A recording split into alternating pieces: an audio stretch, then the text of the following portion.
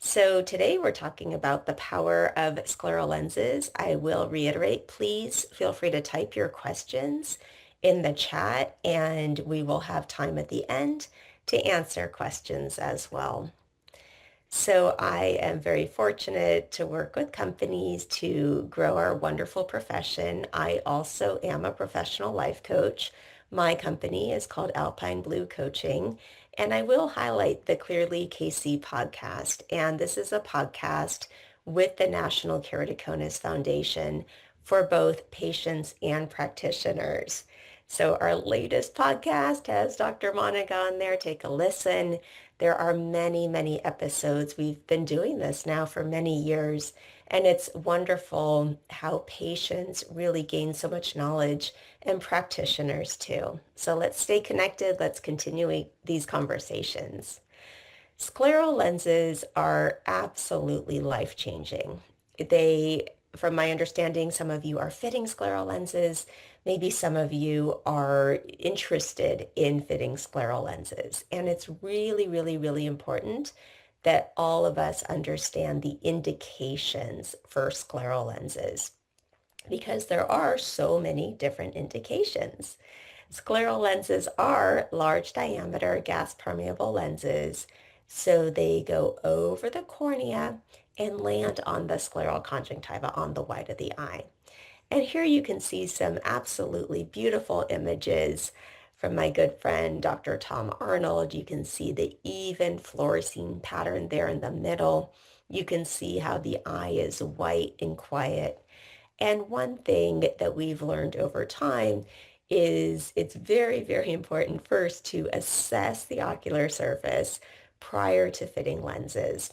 We want to manage ocular surface disease to the maximal level. So that can be things like blepharitis and Demodex blepharitis, meibomian gland dysfunction, dry eye, allergies. We want to manage all of that. And then when we're fitting, and we'll get into fitting today as well, when we're fitting lenses and we see the patient back, really very important to remove the lens and evaluate that ocular surface again. So ideally, with scleral lenses, we are providing excellent vision, excellent comfort, and also maintaining very good ocular physiology. Are scleral lenses new? No, scleral lenses, fun fact, are actually the first type of contact lens made in the late 1800s. So the original scleral lenses were made from blown glass. In the early 1900s, scleral lenses were made from PMMA material, and impression molds were done of the eye in order to make lenses. And this is actually some of the technology that we have today is impression-based scleral lens technology. Here you can see the bottom right picture. This is from the Contact Lens Museum. So Pat Caroline here in the Pacific Northwest has contact lenses. If you are ever in the area, I would encourage you to visit the Contact Lens Museum, and there are multiple fitting sets of the original scleral lenses. And when I was there, I took thousands and thousands of pictures of all these scleral lenses, but it's fascinating because there are magazines talking about scleral lenses. There are different tools and devices. It's worth a visit for sure. Here's one of the original ones. Scleral lenses are clumsy specks eliminated by small invisible eyeglass. And we have come so far in all of these decades and years. And today's scleral lenses are made of high decay materials. Even in the last 20 years, we've come so far where they are so much more repeatable. So we can make the same lens time and time again. The designs have completely improved even in the last 5 years, where originally we couldn't even correct astigmatism in scleral lenses. And now, of course, we can correct astigmatism, we can correct higher order aberrations, we can have multifocal scleral lenses, and the designs, including that back surface toricity, different elevations within the lens chamber, lenses don't even need to be spherical. There are different designs of lens shapes. It is an exciting time for scleral lenses. And there are many different materials. I'm sharing the ones here in the US. You may have different ones in India, but lenses are made of really high decay materials because we know that we want adequate oxygen to reach the cornea. Scleral lenses are highly customized, so we can customize the thickness of the lens, we can customize the shape of the lens, but materials are really important, especially in someone who, say, has had a corneal transplant and needs more oxygen. So getting back to the point of evaluating the ocular surface, performing specular microscopy, looking at the corneal endothelium to evaluate the scleral lens fit. We know that the way that we design lenses and manufacture them now is completely repeatable. And all of the different customizations, some other customizations are creating notches in lenses. We can have fenestrations in lenses. There are so many different things that we can do, and it's really, really fun. So what are the main indications? There are several main indications for scleral lenses, and some of these can overlap. So any sort of irregular cornea, so that can be as pictured here, an individual with keratoconus, any irregularity, so that could be an elevation on the cornea, it could be a scar on the cornea, it could be post-surgical, any type of ocular surface disease. So those who have moderate to severe dry eye, again, important to address the ocular surface first, but those who have any sort of ocular surface disease, scleral lenses are really beneficial. And I will say those that have a lot of pain or discomfort with ocular surface disease, if there is a way that you can demonstrate or try a lens on the eye, that is incredibly impactful because it can provide relief and continuous protection of that ocular surface. And then we have the correction of refractive error in those who have normal or regular eyes. We know that scleral lenses are very stable, so they stay in one place on the eye. There's minimal movement, which is why we can include all of these fancy technologies to correct optically within lenses, but really good, say, for people who play sports and want a lens that stays on the eye. The person might have astigmatism. We can correct that. Any sort of refractive error and dry eye as well. So let's go over the indications because it's very important that we're all very familiar with the indications. And my ask of you is to share the indications with your colleagues and share them with your colleagues in eye care and also outside of eye care. So scleral lenses benefit so many different people that it's important that we tell everyone about the benefits of scleral lenses. So that could be rheumatologists, neurologists, endocrinologists, the list goes on and on. And also, when a patient comes in who's interested in contact lenses, scleral lenses can be an option. Now, scleral lenses are not indicated for everyone. There are contraindications as well, but let's start with the indications of scleral lenses. So any sort of corneal ectasia. So those primary corneal ectasias like keratoconus, keratoglobus, pellucid marginal degeneration, and anyone who's had surgery. So here you can see a patient on the bottom who has lipid keratopathy and prior RK surgery, and you can see how beautiful that scleral lens fit is. But any sort of surgery, so someone who's had, say, LASIK, maybe there's a little bit of irregular astigmatism, someone who's had PRK, RK, any type of corneal surgery. Also, corneal transplants. And corneal transplants are unique. My good friend, Dr. Lynette Johns, taught me that someone who's had a corneal transplant, the eye is like a snowflake. So it is completely unique. You can have a prolate cornea, you can have an oblate cornea, you can have an irregular cornea, And corneal transplants are something where scleral lenses are very, very beneficial. Now, we do want to make sure that there's not any edema, and again, evaluating the cornea, evaluating the endothelium if possible. Any sort of trauma. I recently shared a case of a patient I saw who had extreme trauma, and his eye didn't even look like an eye, if you can understand. It didn't even look like a cornea, a conjunctiva, sort of eyelids. And we put a lens on and actually corrected his vision where he had tried so many different types of lenses previously and couldn't even have the lens stable and stay on the eye. And that was a really amazing case.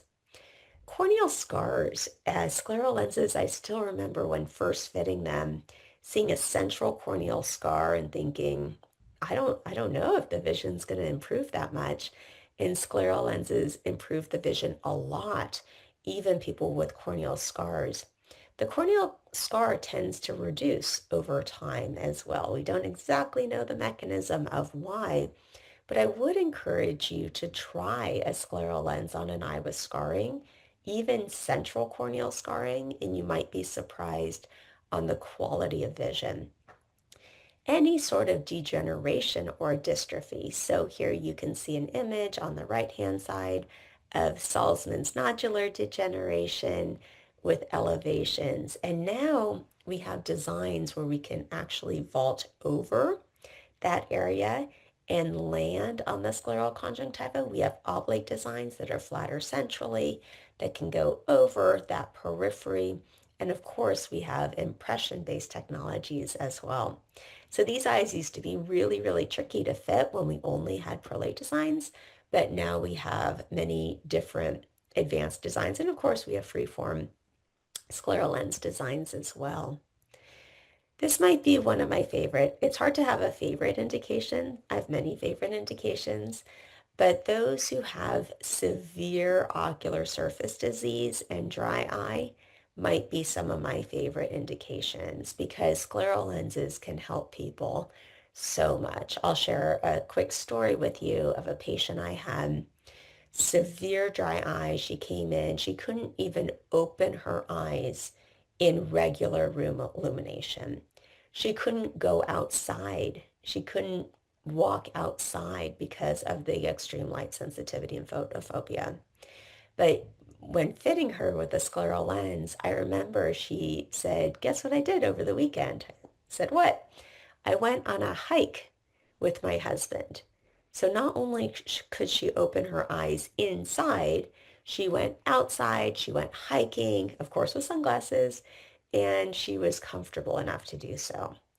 So there are many, many different indications. Neurotrophic keratitis, key hint here is to check corneal sensitivity, especially those who have the many indications, including diabetes, any history of past ocular surgery, checking the cornea. And in neurotrophic keratitis, patients can't feel, so we want to advise them if their eye ever gets red or their vision changes to come in because we want to prevent any epithelial defects. Anyone with exposure, so those who can't close their eyes, to even people who have lost eyelids or don't have eyelids, scleral lenses can continuously protect the cornea. Those with severe dry eye, graft versus host disease, Stevens-Johnson, any sort of chemical burn, limbal stem cell deficiency, where we see the blood vessels peripherally in the pannus, the grayish area. Scleral lenses can be extremely beneficial there too, and the neovascularization tends to regress over time.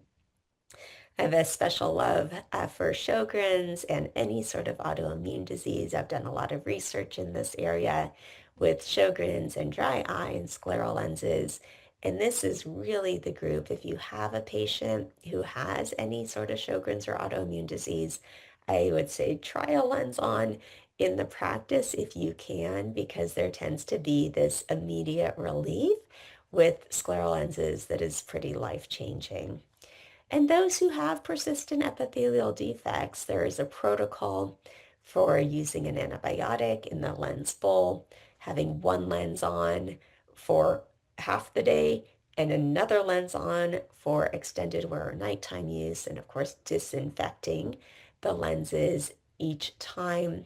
And it is really a wonderful treatment. We do have to monitor the patients very, very closely daily, those who we're treating with persistent epithelial defects.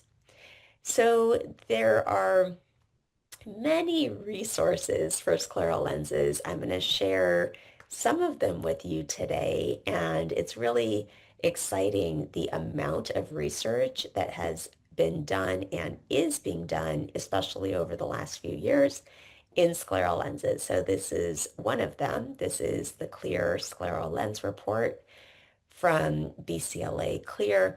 And all of the contact lens reports here are really amazing too. So you can look them up. There are summaries of all these reports that are really helpful with many, many hundreds of references.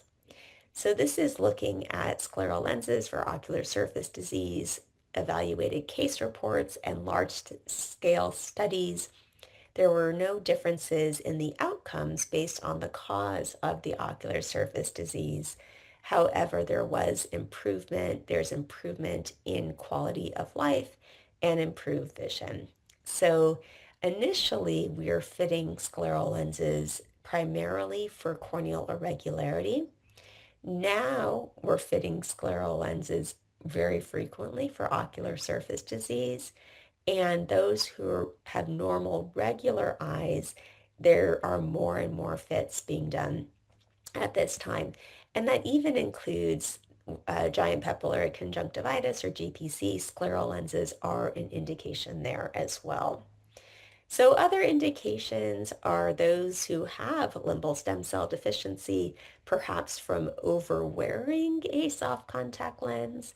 I've learned to educate and document on wearing time when fitting scleral lenses for limbal stem cell deficiency, because some people are used to very long hours of wear, like 18, 24 hours of lens wear, and I want to maybe cap it at 16, for example, hours of lens wear.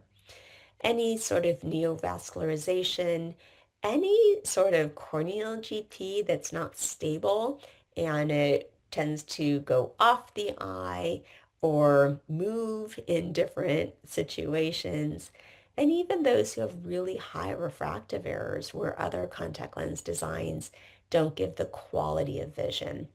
So many, many different indications for scleral lenses.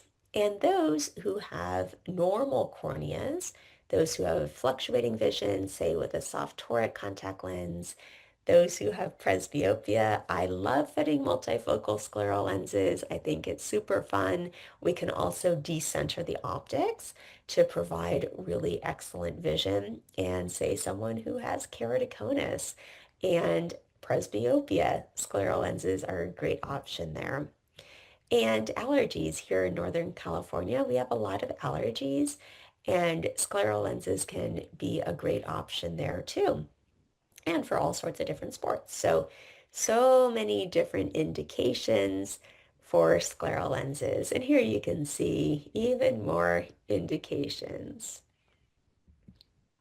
So when we're fitting someone who has a normal regular eye or someone who has an eye with corneal irregularity, the commonalities, there are many things in common. So we use preservative-free solutions in the lens bowl, and we are talking about some differences in what these preservative-free solutions look like between our different countries. And we want to make sure if we're using a solution that is preservative-free in an individual vial, we want to dispose of that. We don't want to be saving preservative-free solutions in a vial, and there have been reports of severe eye infections from doing so.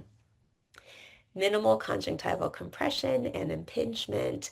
We want to use really great materials. We have so many great materials to help with oxygen.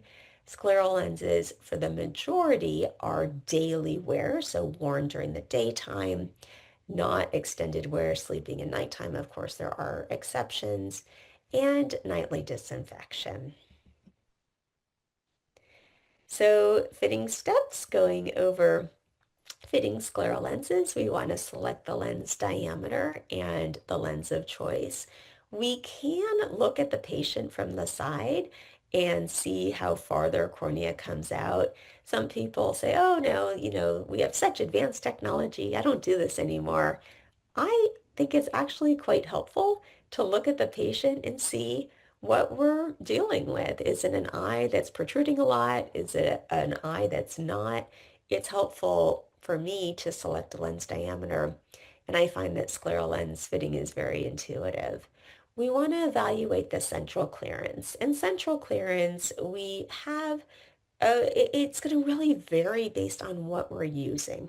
If we're using a smaller diameter scleral lens, the clearance is going to be a lot less. If we're using a larger diameter lens, we can potentially have more clearance.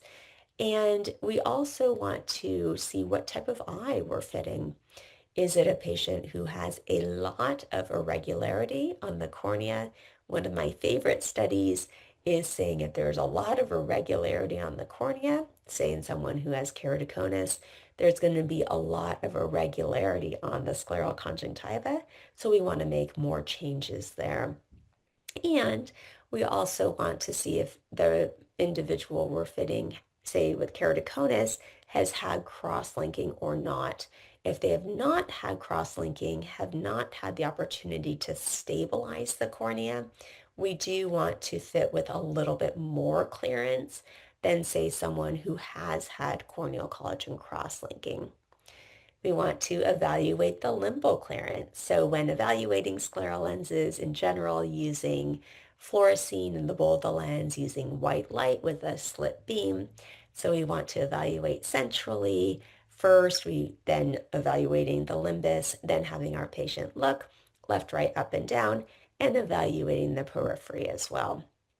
And there we go, evaluating that scleral landing, letting the lens settle 20, 30 minutes, and then over refracting.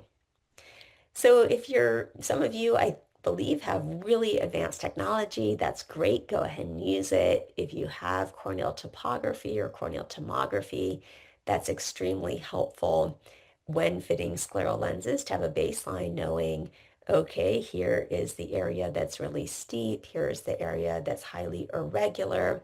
So having these tools are helpful. If you don't have them, don't worry, you can still fit scleral lenses. We want to then determine the corneal profile. Is it going to be an oblate lens design?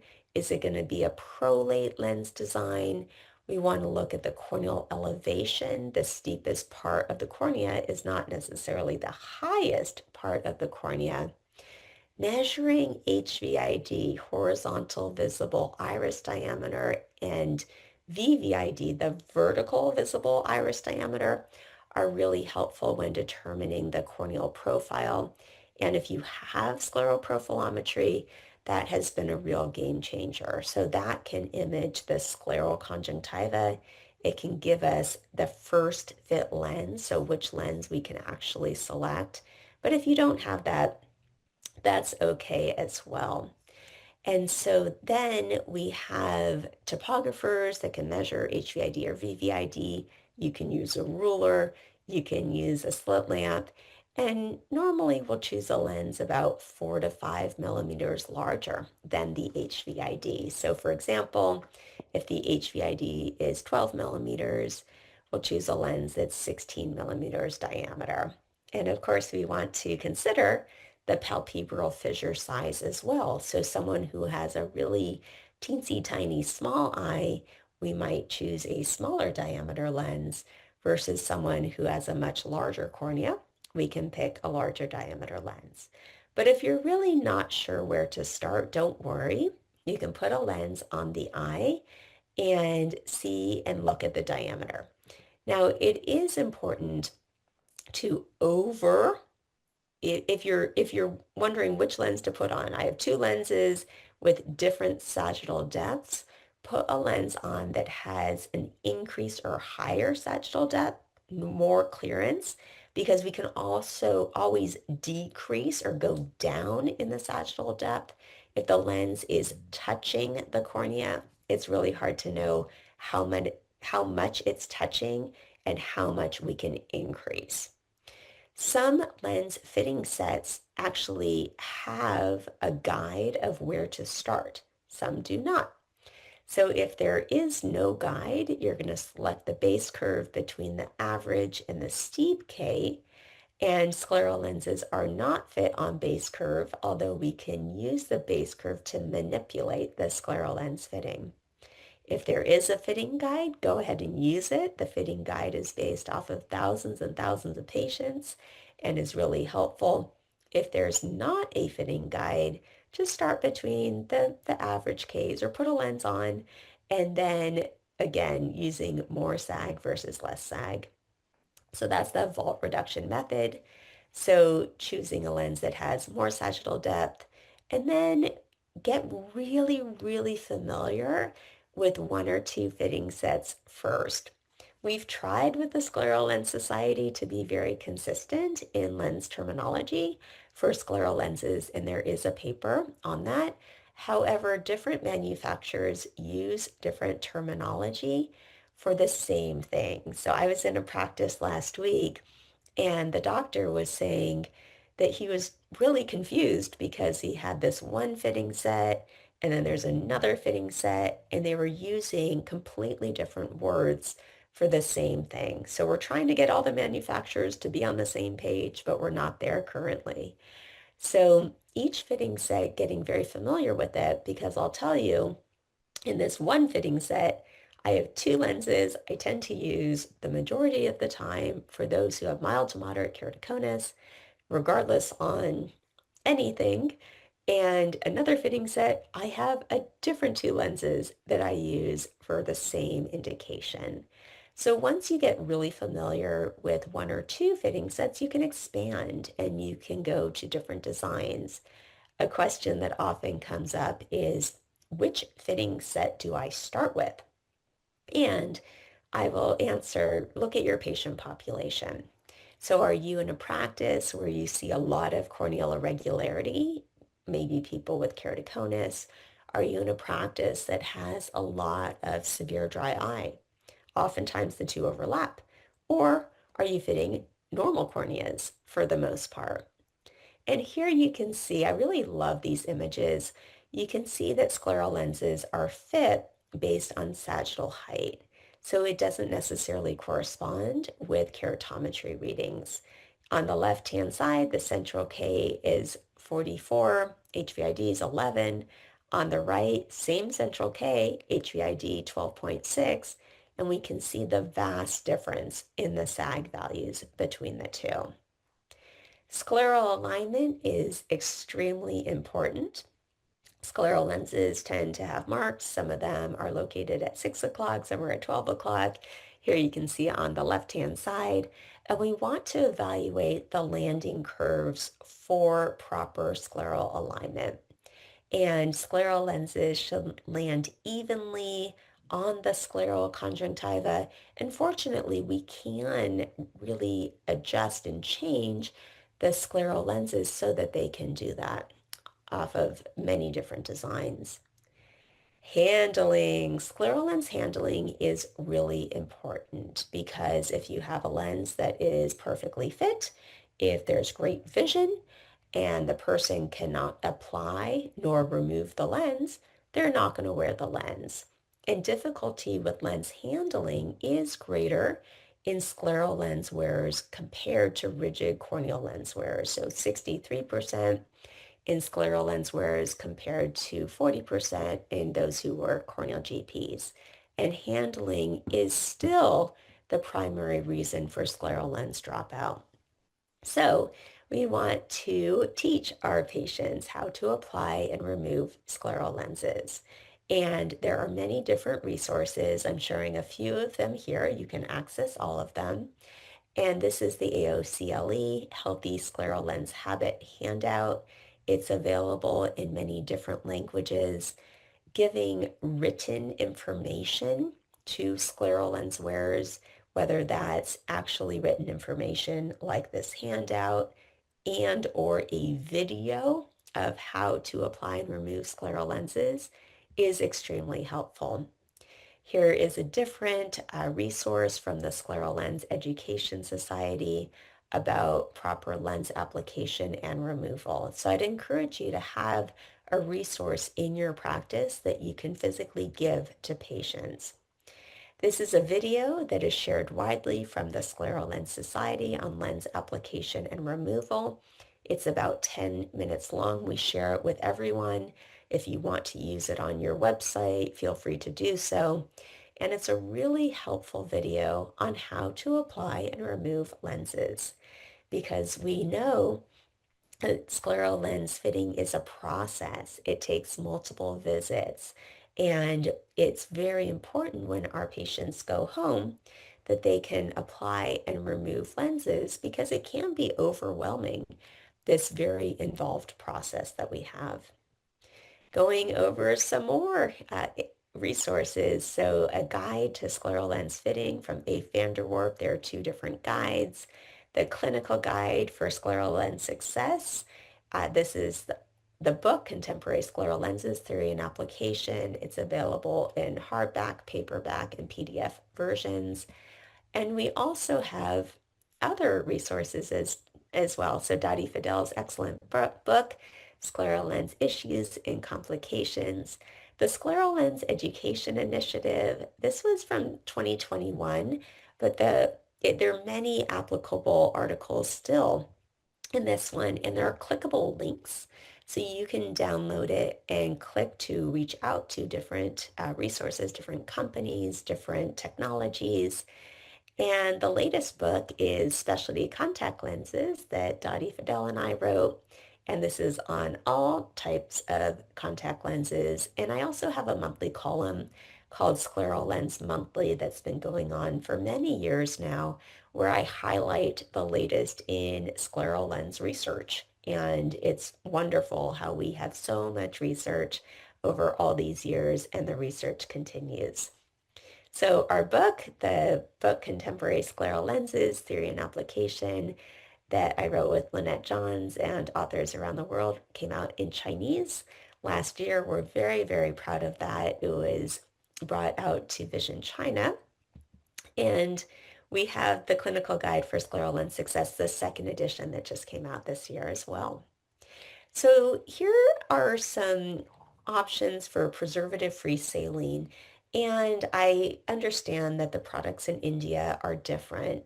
But what I want to share here is that we have many, these are options in the US, and we have many different filling solutions.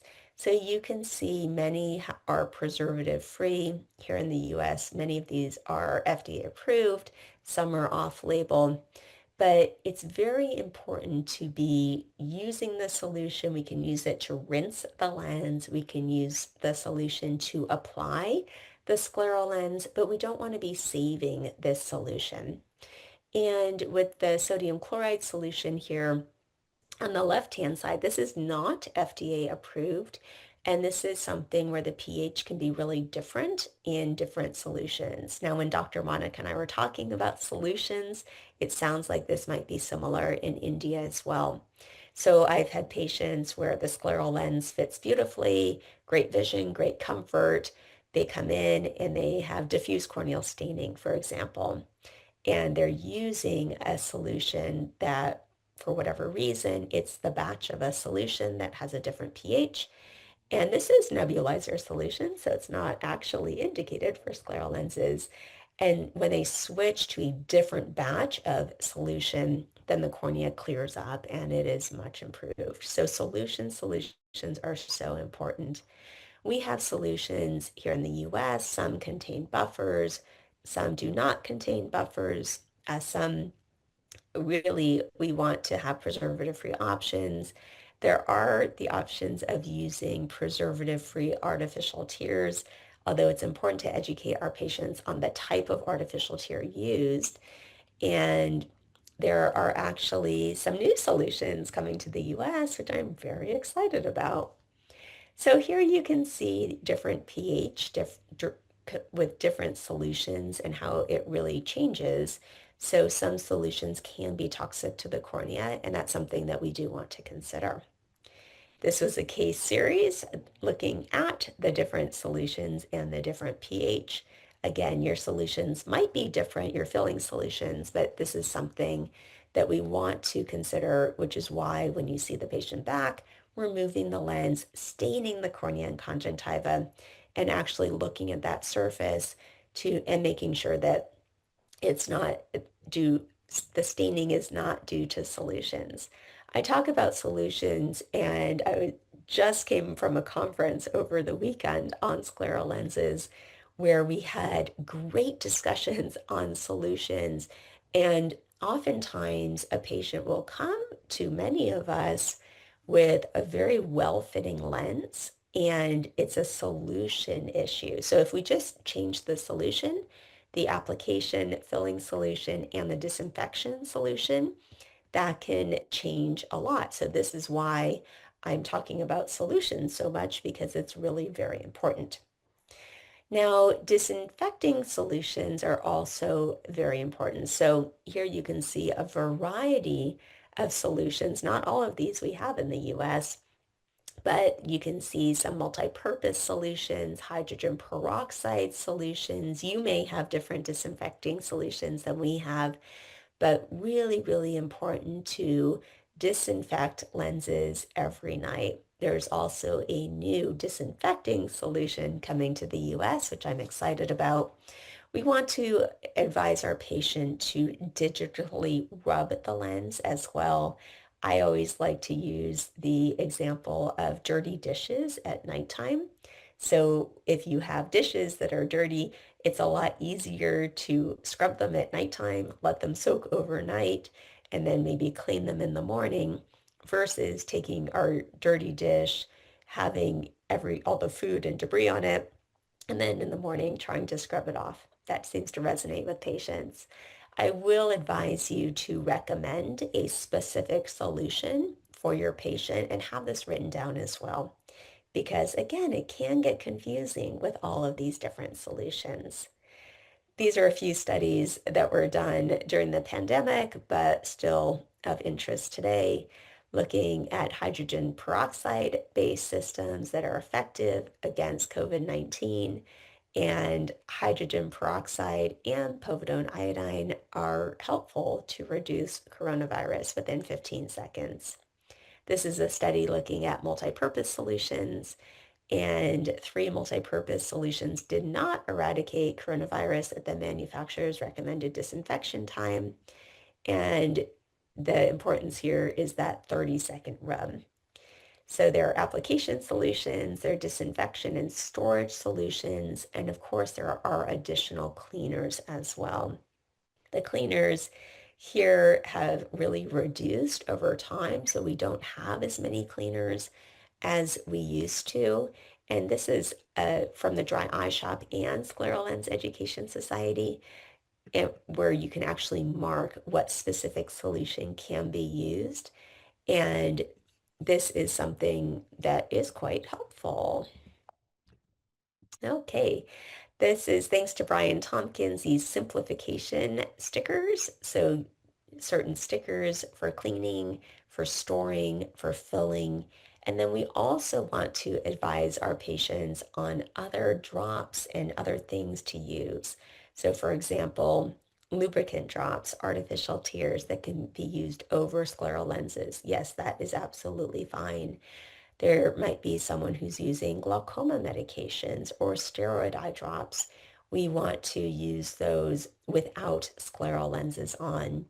And then also very important to put scleral lenses on first, then any face creams, eye makeup, etc. And then at the end of the day, to be removing scleral lenses first and then removing makeup, washing face, etc. For those of us who fit scleral lenses in practice and are using diagnostic lenses, using the same lens on multiple patients, there's a really nice guideline. This is a technical report for guidelines for handling of multi-patient contact lenses in the clinical setting. And for example, scleral lenses, it's important to disinfect for 3 or more hours. So disinfecting the lens in non-neutralizing case, so just a regular flat case, not a case with little holes in it, and then rinsing the lens with multi-purpose solution, patting it dry, and storing it dry as well. So as we wrap up, before we get to questions, I want to share this recently that I was able to bring one of the original scleral lenses. So this one was gifted from Pat Caroline from the late 1800s, and bring scleral lens technology to the TEDx stage in West Vancouver. And my talk goes way beyond scleral lenses. The message is to really see people for who they are. So with that, I would like to thank you for your time and attention. Of course, this is the beginning of our multiple conversations, and I hope to come meet you all in India. And please feel free to stay in touch, and I would love to continue these conversations. Thank you so much. I think it was really the beginning, and every word, even if we might be thinking of ourselves as fitting, was something to learn. Dr. Melissa, there's some questions and I'll give some time for others to chat. We have to respect your time too. I would like to ask you that in scleral lenses, in India, the concepts are actually when everything else fails, then we only would like to give a scleral lens to our patient. I mean, the first try would always be an RGP, corneal. If they're not tolerating, and then we move on to sclerals. What's the pattern outside? Or do you think it's just sclerals for the other side of the world? Right. I think that's really interesting. So here I would say it's about flipped. So everyone is thinking scleral lenses first and not needing to fail a corneal GP or a soft lens. But I will stress the importance of still having corneal GPs in our fitting toolkit because it is a really helpful tool. So I like to evaluate the surface, really take a good patient history. What have they tried? What has worked? What has not worked? And easily going to scleral lenses first. But sometimes I feel when I'm teaching, especially students or new graduates, that they need to be thinking that corneal gas permeable lenses are still an option. So do you come across dual fitting also? Because there are 3-4 of our patients who actually use both the corneal and scleral lenses, and they have the reasons and success stories on doing that. Is it also Oh, right to do? oh, interesting. I don't do that very often at all. I can't even remember where one patient would have multiple modalities, but I could see, for example, here in Northern California, someone who wants to wear corneal GPs when they're on the computer a lot for that tear exchange. And then when they're out in the mountains skiing, they wear scleral lenses with goggles. So that's very interesting. Thank you. Anita? I think dual in my head would be maybe scleral lenses for distance and then another pair of multifocal scleral lenses, which we have done multiple times. So Yeah. it's like convenience for the travel and all, so they would prefer the corneal rather than Oh, carrying that's those filling solutions and others. So that was the so patient who preferred, or he would come home and use for the evening again the corneal and the rest of the day is clearer. Oh, so interesting. And there is a question here on how to fit presbyopic scleral lenses. So I'll take that question. So just like fitting multifocal contact lenses, or whether it's a multifocal soft contact lens or any type, we want to start with dominant eye. So we want to see which eye is dominant using the sensory method. So a plus 125 or plus 150 over each eye and asking which eye is more blurry. So is it the right eye or the left eye? Then we want to fit a scleral lens. So I like to fit for distance first, getting the optimal fit, great vision, great comfort. and making sure that the lens is really stable. And fortunately, now we have many improved designs where we can improve the stability, and then we can include the multifocal optics. So there are many, many, many different types of multifocal scleral lenses. So with your manufacturer, they're going to have a certain type of multifocal. A lot of them are true multifocals with both eyes fully for distance, intermediate, and near. Some rely on the dominant eye where it's a little bit more one eye for distance and one eye for near. And I am sure that all of you in India know far more about what designs of multifocals than I do that you have. So we have a Mhm, couple of questions on stem cell deficiency. So what precautions do we need to take while fitting scleral lenses in such cases? mhm. Sure. So limbal touch, we want to avoid limbal touch in all scleral lens fittings. So we want to make sure that we're vaulting the cornea, we are vaulting the limbus, we're not touching the limbus.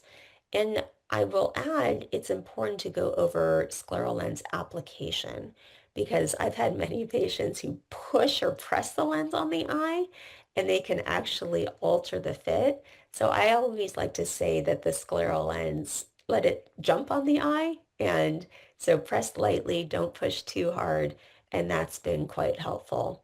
And evaluate the lens after settling. So when you put a lens on, it might look absolutely fine, like it's clearing centrally, it's clearing the limbus, and then after 20 to 30 minutes, it really looks different. And one final tip, when you see your patient back, make sure that they're wearing the lens for as long as possible. So that could be, if they could wear it for 8 hours before coming in, that's great, but at least 4 hours to evaluate the limbal clearance, removing the lens, staining the cornea, looking for any sorts of microcystic edema there on the limbus.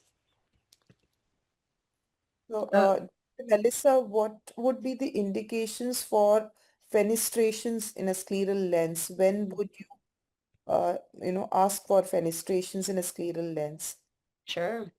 Fenestrations and channels also, which we can incorporate into lenses, can be really helpful to increase tear exchange. So if we have someone who has had a corneal transplant, that's probably been the main indication where they have a lack of oxygen to the cornea.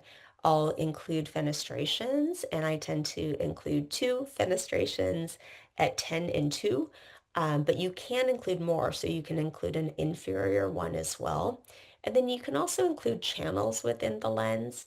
That is sort of the main indication, but then we can think beyond that on someone who, say, has severe dry eye and we want to increase tear exchange, or we want to have more, a little more movement within the lens, we can do that as well. So it's a great option that has been really helpful. I don't use it, I would say, for the majority of my patients, but when we need it, it is something that's quite helpful. I think that's what we have to grow more and learn into it. So there are many times we feel, but yes, the confidence of picking up these fenestrations has to come in. Yes, Mhm. Anita.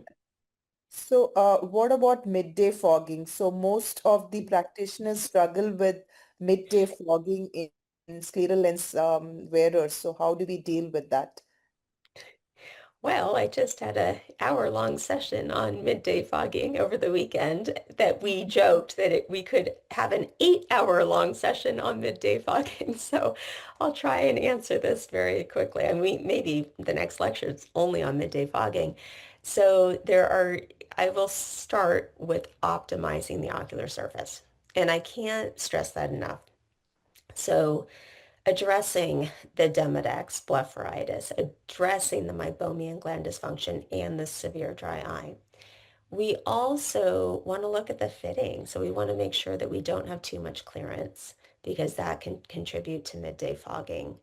Solutions, so switching from a multi-purpose solution to a hydrogen peroxide or other solutions if you have them, or using a multi-purpose and fully rinsing it off. We also want to look at our hand soaps and lotions and making sure that we're not getting makeup on the lower lid that can contribute to the surface of the lens and get in the tears and contribute to midday fogging. And really the filling solution is very important. So we can go thicker, more viscous in that filling solution.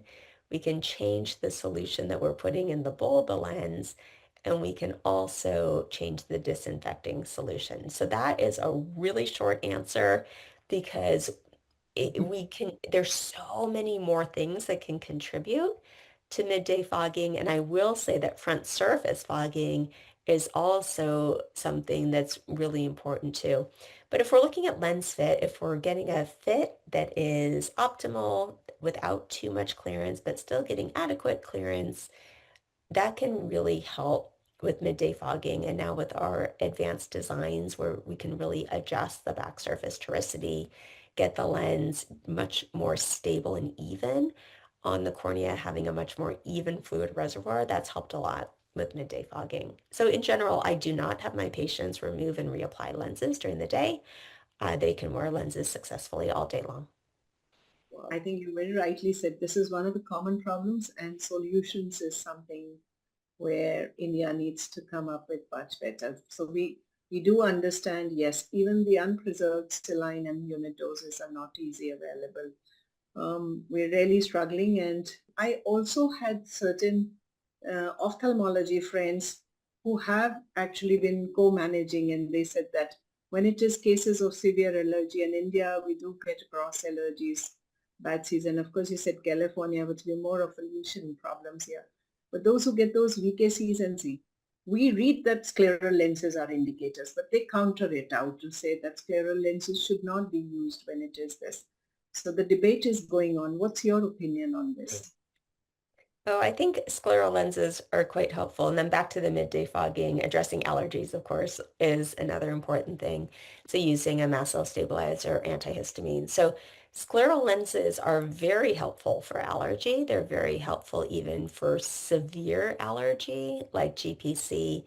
And I always like to go to the studies. So I would encourage you to go to the studies that are on these and bring this to ophthalmology and say, here are some studies showing the benefits, but in clinical practice, scleral lenses are really helpful. And oftentimes it is in combination. So with a mast cell stabilizer antihistamine, sometimes it's in combination with a short-term steroid as well.